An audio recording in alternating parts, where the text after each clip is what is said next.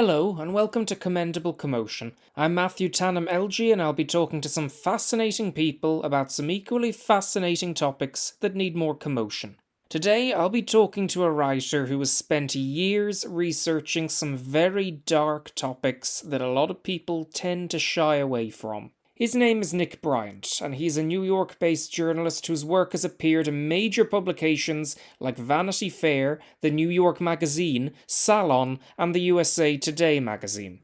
In the early 2010s, Nick acquired the contact book of a disgraced billionaire who we've all heard of, named Jeffrey Epstein, and Nick managed to have the book published online for the public to see.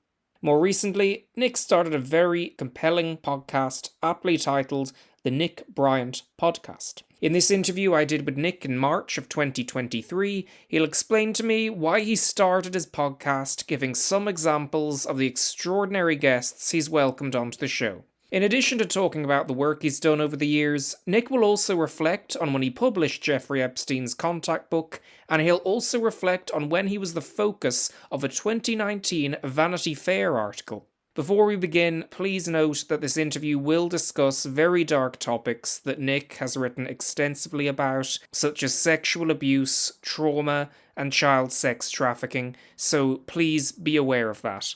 With that being said, here is Nick Bryant. So, Nick, thank you very much indeed. I'm looking forward to this. And, the first thing I'd like to ask you, as a matter of fact, for people who are unfamiliar, who are you and what do you do? Who is Nick Bryant? My name is Nick Bryant, and I'm a writer. People consider me an investigative journalist, but I just consider myself a writer. And I'm mostly known for the Franklin scandal, a story of power brokers, child abuse, and betrayal, which is a book about an interstate trafficking network, very much like Jeffrey Epstein's, that blackmailed people, very much like Jeffrey Epstein's, and also the Department of Justice quashed a decent investigation into it, very much like Jeffrey Epstein. Well, that's a very grim topic, obviously, and we'll talk a bit about, how do you deal with such grim topics and how you go about investigating it. But first, on that note, you started something recently which deals with that as well, called the Nick Bryant Podcast, and that's, recently started. So I suppose last April 29th, to be precise. Exactly. So I suppose, what made you decide to start the Nick Bryant podcast? So you've written some very good books, then you have this new podcast, relatively new. So what made you decide to start doing that? It's kind of interesting. I'm a unrepentant Luddite. I didn't have a website. I was living in the Stone Age, and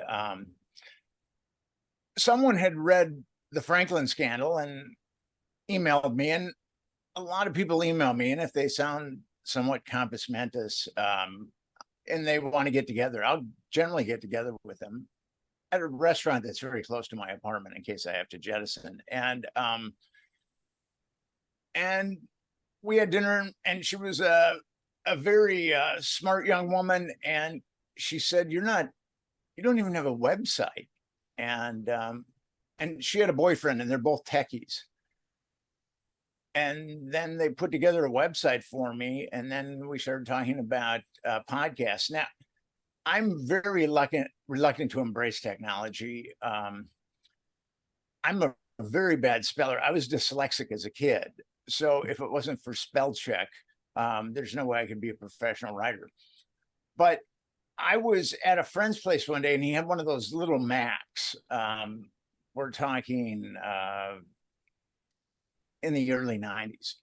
And he pressed spell check. And I saw the computer go through the entire document. And it was revelatory to me. So I said, I got to get one of those. And so that's how I embraced my first computer. And I was a slow adapter to the internet too. And I had covered a science conference. I was a science reporter for a number of years. I covered a science conference, and I was writing an article on telomeres, which are like the egglets. They're at the end of the chromosomes, kind of like the egglets are at the end of the shoestring. And telomeres, every time the cell divides, the telomere shortens, and telomeres ultimately determine someone's obsolescence, because once the telomeres get too short, they become dysfunctional, and people are susceptible to diseases at that point.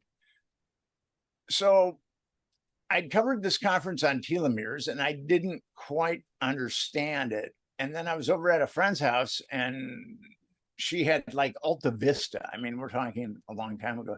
And she typed telomeres into the search engine, and there were like 15,000 hits.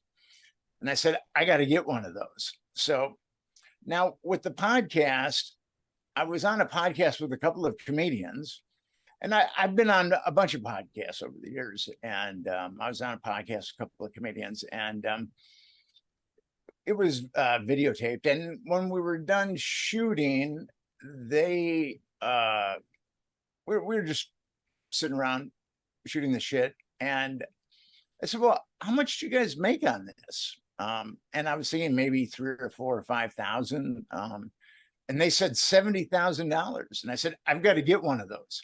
So that is how I ended up with the podcast. I'm willing to embrace technology if I can see it can help me. And so, yeah. And I've got a lot of information, and throughout the course of my travels, I've met a lot of interesting people, and the podcast has been interesting. I've enjoyed it thus far. Well, so have I, and many other people have as well. So in terms of, some of the people that you've had on the podcast on that note, give us some examples of some of the interesting people you've met and who you've had on the podcast. Well, Alicia Owen was on the podcast. In my book, The Franklin Scandal, the FBI and Department of Justice came in and really put the kids in a vice. And so the kids recanted. But Alicia, who was indicted on 18 counts of perjury, 9 by the state and 9 by the feds, she was looking at 200 years in prison. And she said she was a victim and she wasn't going to recant that. And a kangaroo court found her guilty, and she was sentenced between 9 and 15 years in prison. And she did 2 years in solitary, which is the story, the Franklin scandal. If someone, there was this massive juggernaut to cover up this child trafficking network, much like we've seen with Epstein, although it's been a little different with Epstein because they've at least admitted, and when I mean they, I mean the Department of Justice has admitted that there were children trafficked. But here there was 3 grand juries, 2 in Nebraska and 1 in Washington, D.C., that said that there was no child abuse whatsoever. And the state grand jury said that the child abuse allegations were a carefully crafted hoax. They didn't name the hoaxers, though. But these, I mean, it's absurd to think that these drug-addled kids got together and cooked this up. It's pretty absurd. But it was, but the media sold it to the American public and the Nebraska public. It's much like with Epstein. We've seen the media dig up salacious dirt, but no one's really followed it and to its logical conclusion. And nobody in the media has screamed for justice. And I acquired Jeffrey Epstein's Black Book in 2012, and I wasn't able to get it. No one wanted anything to do with it. And I said, you want evidence? I mean, here's evidence. And I could not sell an article on it until Gawker and I hooked up, and then they put it up on the internet. And I have a special place in my heart for children. Before I got into the Franklin scandal, I'd written a lot on children's issue. And actually I co-authored a book on children's issues, lower socioeconomic children in America. So when I came across the Franklin scandal, and I saw that these kids had been abused with impunity, much like the Epstein scandal, I just said, I've got to try to do something about this. And I committed myself to it. It took me 7 years to get everything that I needed to get to prove the story. And there was one publisher in the country that was willing to publish it, but I did get a book published on it. Who was that publisher, for those unfamiliar? Trine they're in Oregon. Right. Yeah. Okay. And I'm just wondering, as you're describing all that, I'm just wondering, like, how do you deal with the emotional impact of a story like that? I mean, obviously, there's the impact on victims and survivors. I mean, of course, absolutely, but also, to a relatively strong degree, sometimes the people investigating matters like that. How do you deal with the potential emotional impact that may have on you or other people investigating things like that? For me, it was important for me to have a spiritual equilibrium. And I meditate and I run and I do other types of spiritual maintenance on myself. And I found that I had to do that in this case because I was going into the darkest crevices of humanity. And then I would find these victims and I would say, essentially, tell me about your worst nightmares. And that takes a toll. It definitely takes an emotional toll. The process did take an emotional toll on me, but I tried to remain as healthy as possible throughout it. And if I didn't remain emotionally strong, I wouldn't have been able to have written that book. There's just no way, because it's just so dark, and I had to go into very dark places. I looked for victims in prisons, in the projects, in a homeless shelter. Actually, I was in a crack house once, looking for a victim, and the proprietor, or I should say, the managers of the crack house apparently felt like I was out of place there because they really tried to get me out of the crack house. But I traveled 1,400 miles to find this guy. So I wasn't going to be dissuaded by 3 crackheads. Yeah, and I remember reading about that anecdote in your book. So I'd encourage anyone to go and read that book, The Franklin Scandal. What other books have you written, and what books have you got coming out, actually, as a matter of fact? I wrote a book with Henry Vincent called Confessions of a DC Madam.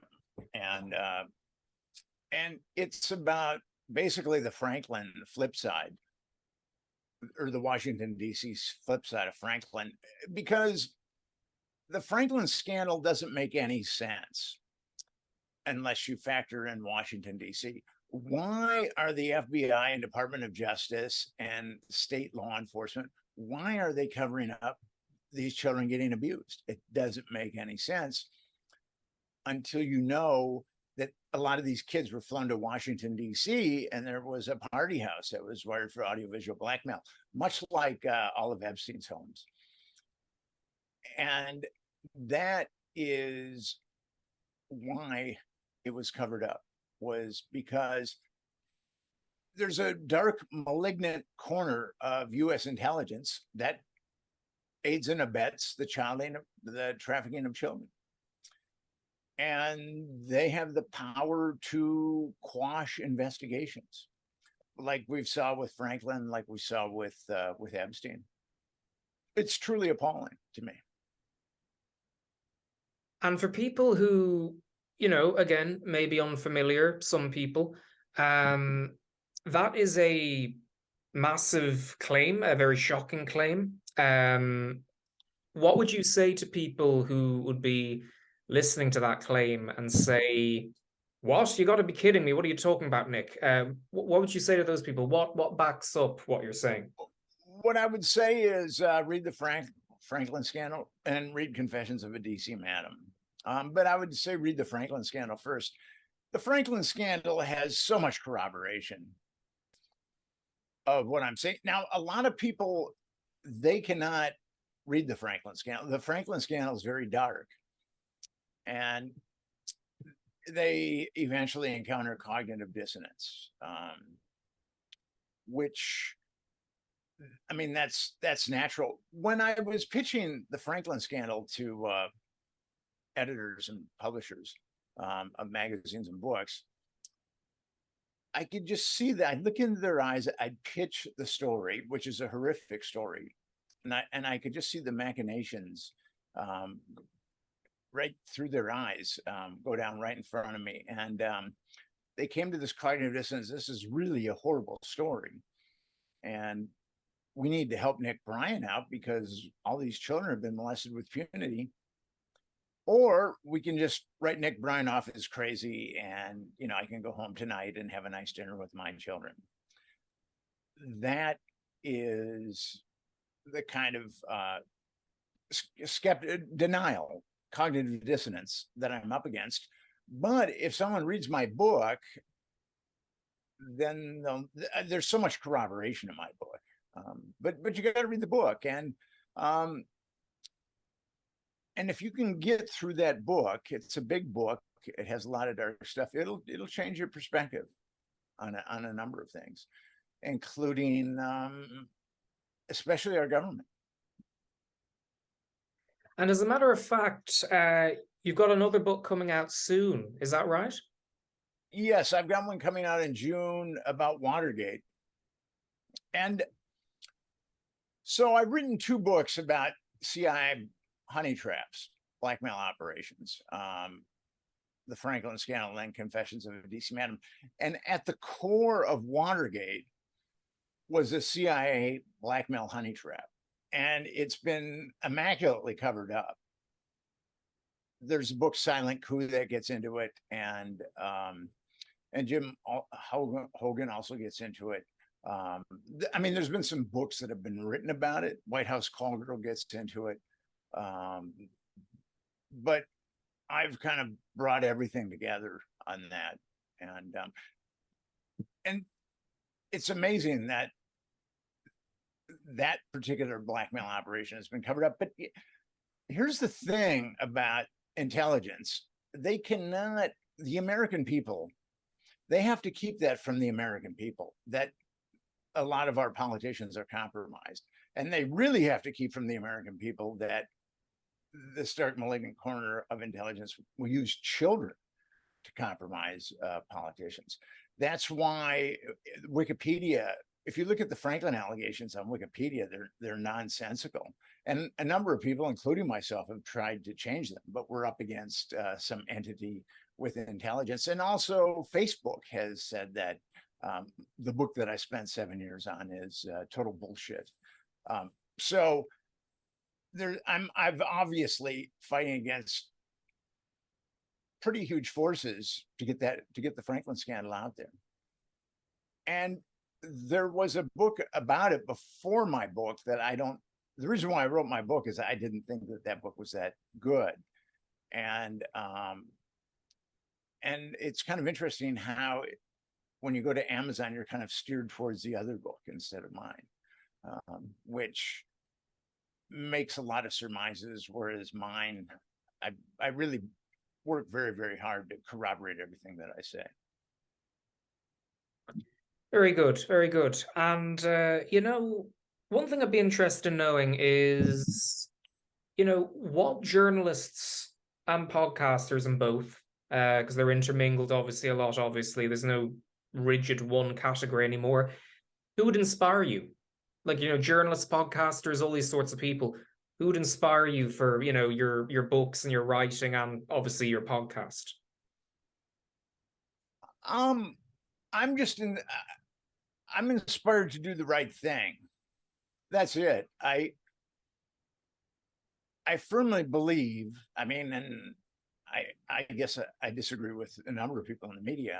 I firmly believe that children should not be abused with impunity. Children should not be sexually abused with impunity. It's obvious that other people in the media don't really think that way, but I do. And although since I've taken on Franklin and Epstein, and it's been very difficult on me. I mean, I have a very hard time getting anything published in the mainstream media. I've been able to make a living as a writer, which I think is kind of amazing, but I've never doubted that what I did was the right thing. I mean, I'm 100% on what I did was the right thing. There's no doubt about that. So that's what gives me a lot of strength, is knowing that I'm a very skeptical person. I studied philosophy in college, but in this situation, and there's not a lot of things that I'm 100% about, but I'm 100% about this. Very good, very good. And I noticed at the beginning of one of your books, there's a dedication to a journalist, Gerald. How do you pronounce his name? Gerald Ballan. What is it? Gerald Ballinger. Yeah. Who's he? He was a wonderful man, and he was a former journalist, and he was kind of like a mentor to me. And there were when I spent 7 years in going through the darkest crevices of the human mind with Franklin, and we would have breakfast every Saturday morning together, and we talk about Franklin and other things. He was just very supportive of what I was doing. A lot of my friends just thought I'd lost my mind pursuing this story. So it was very important for me to have someone like Jerry who was really supportive, and he was just a wonderful man. I think that one of the best men I've ever met in my life. That's good. Like, it really shows the importance then of having a mentor, having mentors, and being inspired by other journalists and reading their work, and listening and watching their work as well. And so, in terms of let's see, what sort of the topics that you deal with on your podcast and in your books and on your blog, because you have the blog and your website as well. I suppose they're topics that, as we kind of touched on earlier, they're topics that, need more commotion as such. Hence the name of this podcast, Commendable Commotion. But, the topics on your podcast are very much topics that, often need more attention. So you mentioned cognitive dissonance and denial. And I suppose, yeah, maybe you'd agree that those are, quite common reasons why some topics may not get as much attention as they need in the media. So on that note, what do you think about that Vanity Fair piece that was written about you? That very good. I was very pleased to see it when it came out on July 19th or 18th, 2019, something like that. Well, it's kind of interesting. Vanity Fair did a fairly good article on me. They called me the journalist that came in from the fringe. But what's kind of interesting there is it's the mainstream media that put me on the fringe, because I started pitching stories like Franklin and Epstein. But I thought it was a pretty good article. But this is kind of interesting. Vanity Fair would not give me an opportunity to write an article about Epstein. Just wouldn't. Even though that article was somewhat laudatory. But that's Vanity Fair. And I do think that a lot of our media is controlled. And as I said earlier, this topic is something that there's this dark, malignant corner of our intelligence. And I'm sure that other countries have that dark, malignant corner too, that blackmails people of power, and they will use children. And I think if the American people were fully cognizant of that our many of our politicians are blackmailed, and a number of them are pedophiles, I think that there would be commotion, as you say. So this dark malignant corner of intelligence, which has a tremendous amount of power. I mean, it can tell the Department of Justice to quash the case into Jeffrey Epstein. It's But the last thing that it can let out is what it does, and how our politicians are controlled. Americans, there's not a lot that I think could wake Americans up, but I think that could probably wake Americans up. Well, I mean, yeah, I mean, certainly it's shocking when you hear things like that. I'm just wondering though, like when you say things like that, in addition to reading, your work, listening to your podcast, what other things can people do just, for, to help victims of, say, trafficking, to help victims of abuse and all these very dark and I'm horrible things? What can people do? I'm putting up a website that's demanding justice for Jeffrey Epstein, and we're acquiring some software where people can actually, um, press and send. It's like the format is there, and people can. All they have to do is say what state they're in, and then it'll send emails to their representatives in Congress. That is, I think that a lot of Americans know that something was really fishy about Epstein, and that there's a lot more of the story that needs to come out. And I'm going to continue to pursue that. I started a petition about Jeffrey Epstein. I got 36,000 signatures. It was backed by 42 organizations. It did nothing. I put together a demonstration that was backed by 64 anti-trafficking organizations. We had kind of a bleak turnout. But I really do believe that this is something that needs to be, this is important for a couple of reasons to expose this. It's important because children are getting abused with impunity, but it also shows what a cesspool American politics have become. And Americans are aware that their political system has become a cesspool, but the media has really done a great job of making the Republicans look like they're mentally ill to the Democrats, and making the Democrats look like they're mentally ill to the Republicans. And the woke on the left, and then the QAnon on the right. I mean, it's insane stuff. But the media likes to hammer that stuff. Even the woke is on the left is a small percentage of people, and the QAnon, I think at this point is a relatively small percentage of people. But the media uses that to polarize people. I see. And you think that's a conscious thing then? Or My chair keeps slipping. I would think that there's some premeditation behind it. But here's the thing. I have a friend who was an editor at a major magazine. And I mean, there's conditioning there. I mean, you have to believe in a certain thing or a certain way if you're going to have a job at that particular magazine. Now, my friend didn't believe in a lot of those things, and he's no longer at that magazine. But people, because of their conditioning, they stay on the reservation. But the irony is they don't even know that there's a reservation. And I think that there's that mechanism where people on the right in the media just look at people on the left as crazy. I just think that the conditioning of Americans is it's divide and conquer.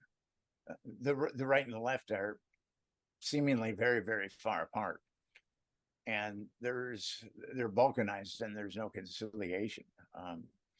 And I think a lot of that is the beliefs of people in the news, but I also think that there's an invisible hand there too.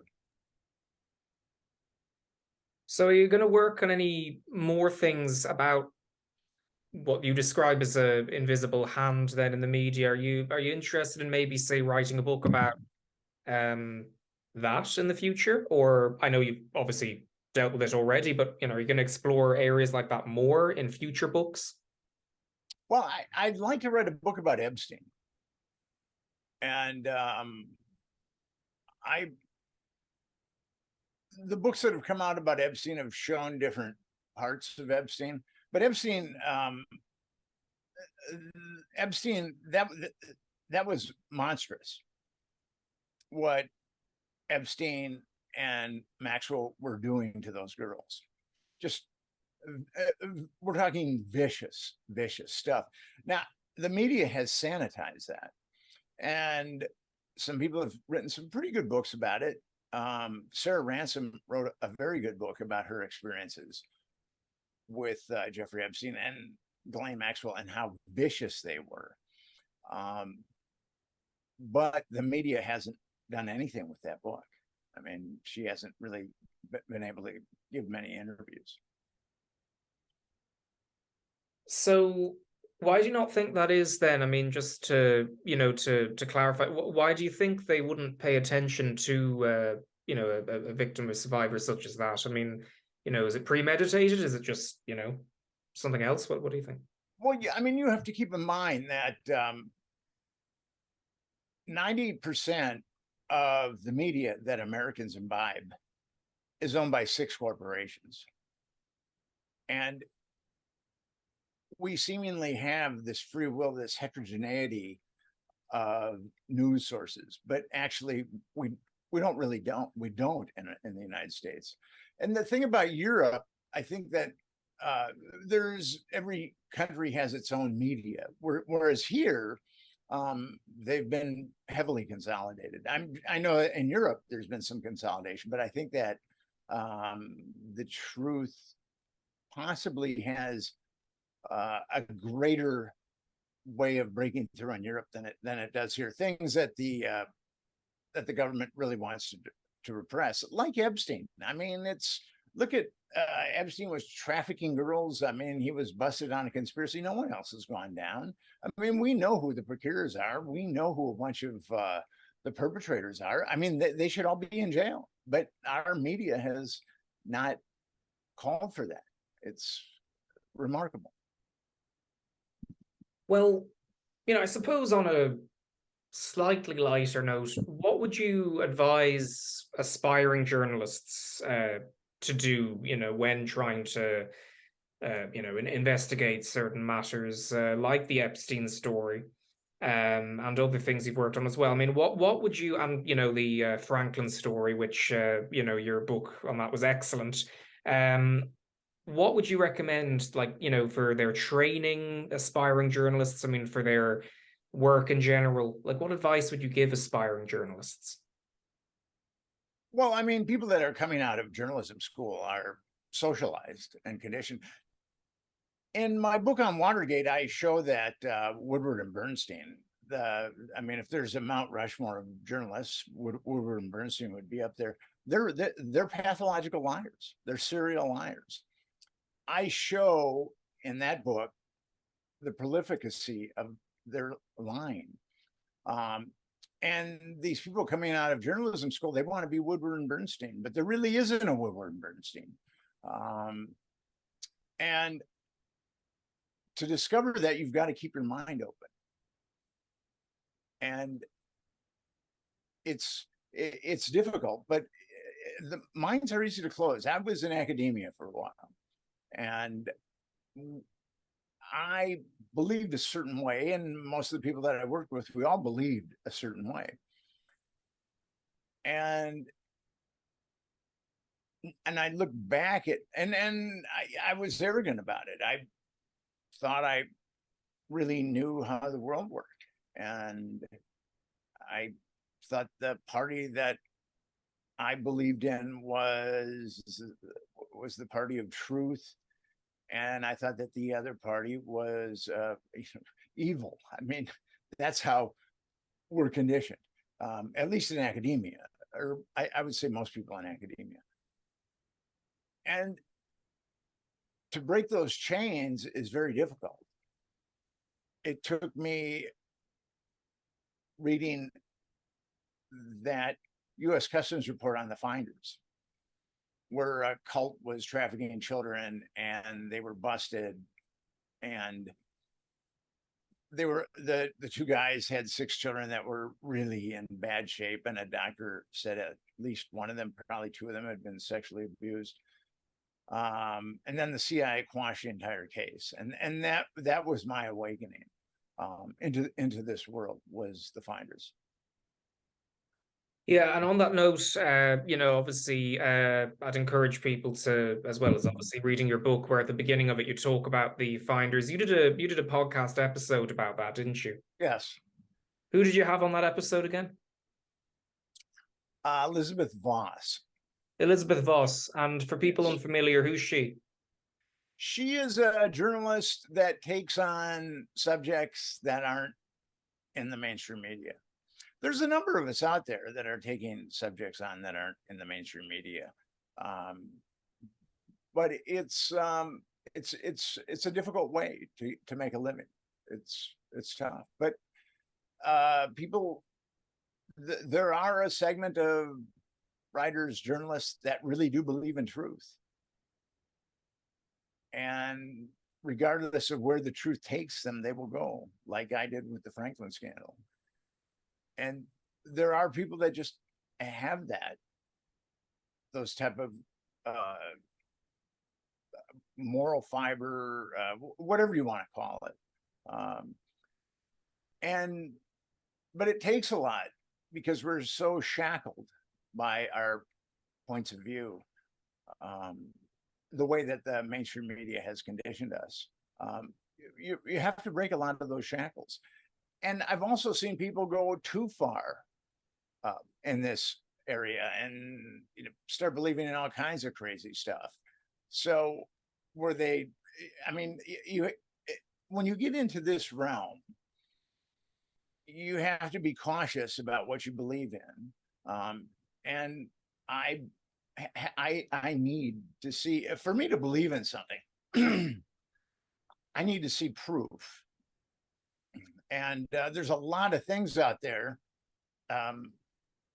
People ask me, do you believe in UFOs? And I'm agnostic about UFOs. I don't believe in them. I don't disbelieve in them.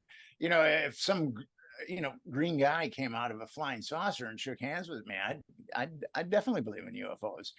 But I'm agnostic about most things.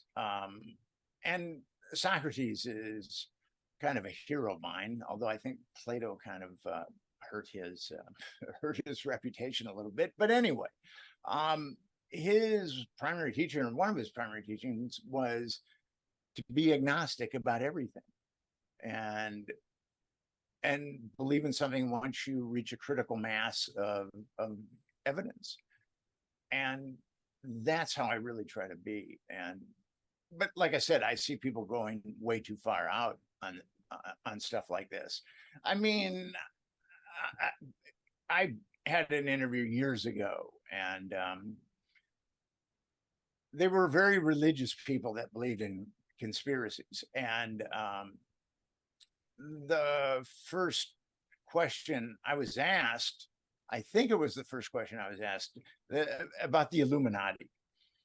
And I told them to read the Franklin scandal. I mean, they booked me like 2 months in advance. And I told them, you should really read the Franklin scandal, because there's a lot of apocrypha floating around the internet on this subject.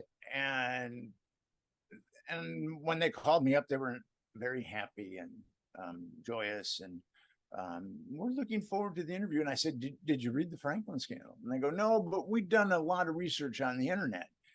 And the first question I got was the Illuminati. And that didn't work out very good for me, and it didn't work out very good for them.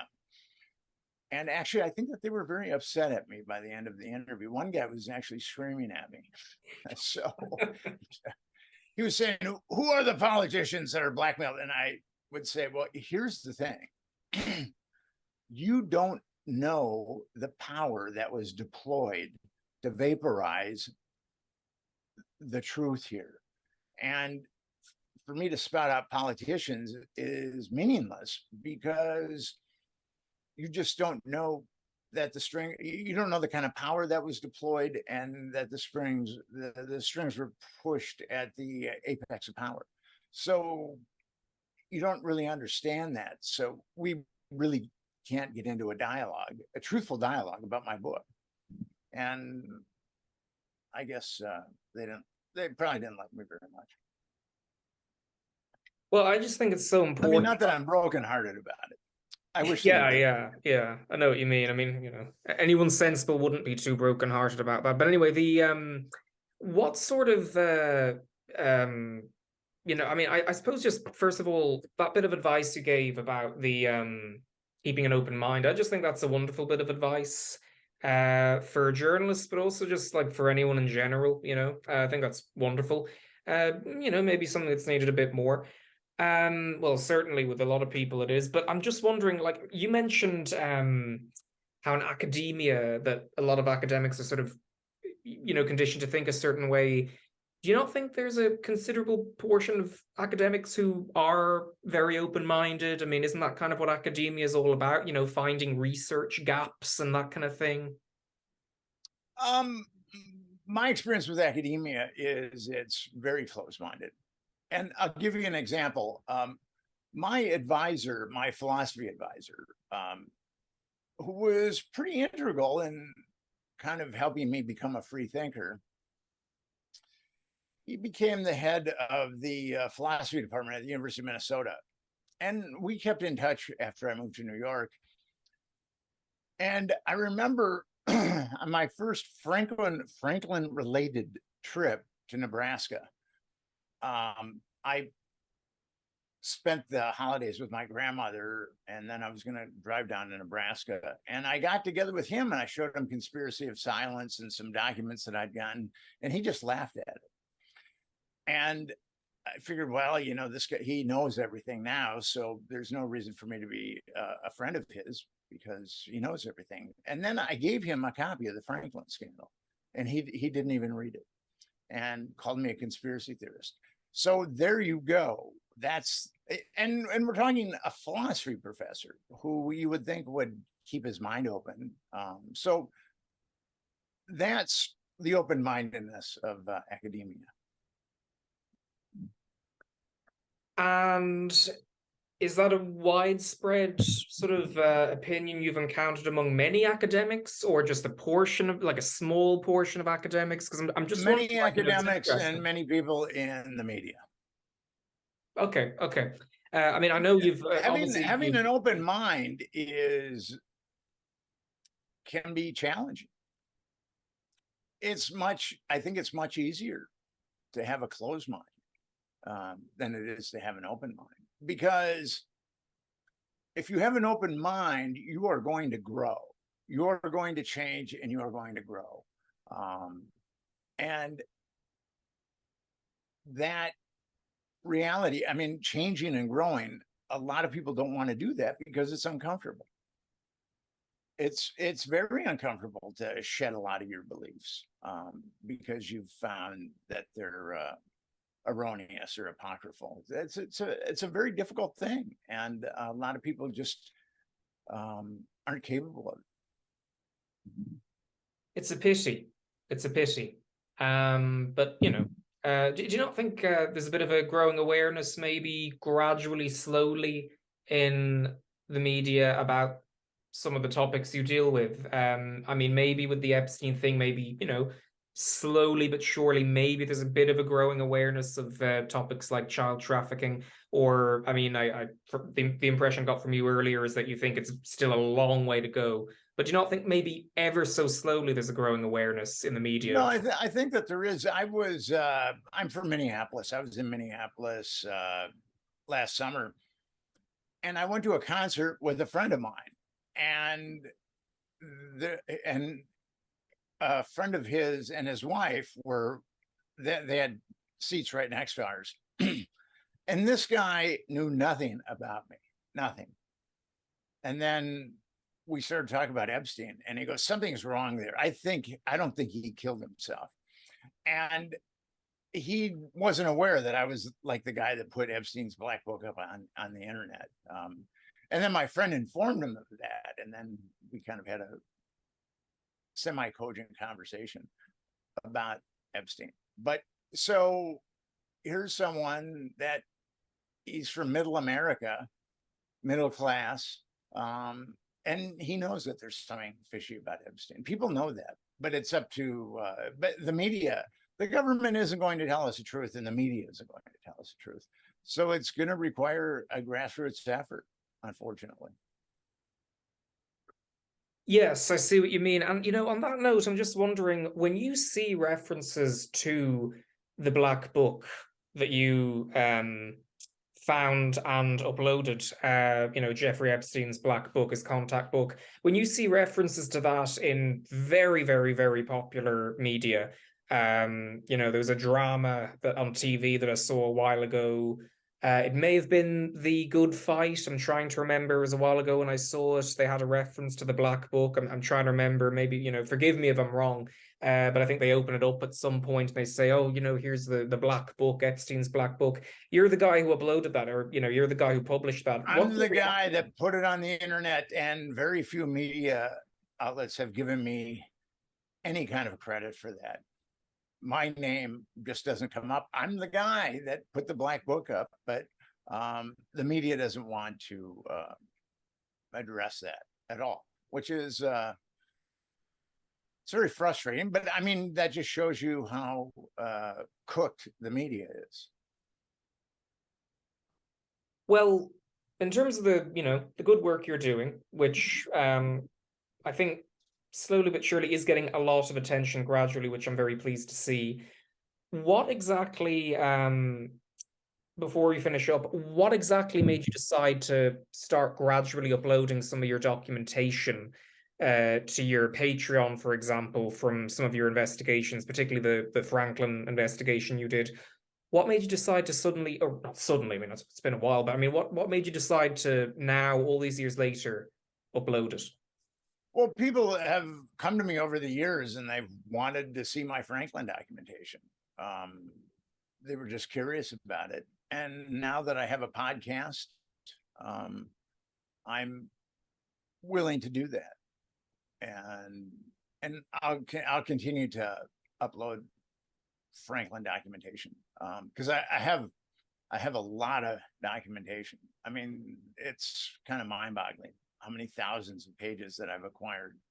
FBI reports, Nebraska State Police reports, Omaha Police Department reports, Department of Justice reports, Social Services reports. I mean, I've got so much documentation. And I mean, that's why there was a, I don't know if your listeners or viewers are aware, there was a grand jury in the United States of America. One person is chosen to prosecute a grand jury. And grand jurors are just people that have shown up for jury duty that have been funneled into a grand jury. They're just regular people. And a special prosecutor chooses the evidence that the grand jurors will see and also calls the witnesses that the grand jury will hear from. And special prosecutors are infamous for being able to having so much power over grand jurors that they can make them believe anything. There's a famous quote by a New York judge that said, special prosecutors of a grand jury could get grand jurors to indict a ham sandwich. And what a grand jury also does, it takes all the evidence and then it seals it. So you can't have access to it. So no one can have access to it. Well, I acquired all the sealed documentation and testimony of one of those grand juries. And that's what enabled me to write the book. And I use, in the Franklin scandal, I used grand jury testimony, which is illegal for me to have and certainly illegal for me to publish. But the government doesn't want to publicize my case, so or my book, so I didn't get arrested for it. Were you frightened doing that? Were you frightened when you got hold of those documents? I mean, knowing that it was, as you said, no? At that point, I'd experienced some threats and other major strangeness. And I thought to myself, this is just too evil. Like I said, I believed in what I was doing 100%. And I was willing to pay any price that I had to. But I kind of knew that the chances of me getting arrested were somewhat remote, because that's the last thing in the world the government wanted, was to publicize the Franklin scam. So, before we finish up, where can people find you, Nick? Where can people find you in your podcast? You can go to nickbryantnyc.com or the Nick Bryant podcast. I'm also on Twitter. Google me, and a lot of things will come up. Some of them not very becoming, but most of them generally pretty good. Yeah, a lot of things will come up, a lot of dark topics, you've written about and done podcast episodes about, but important topics, important topics. So I think so, or else I wouldn't have done a podcast about them. There you go. There you go. Well, thank you very much. Very good talking to you again, and have a good day. Thank you, Matthew. Take care.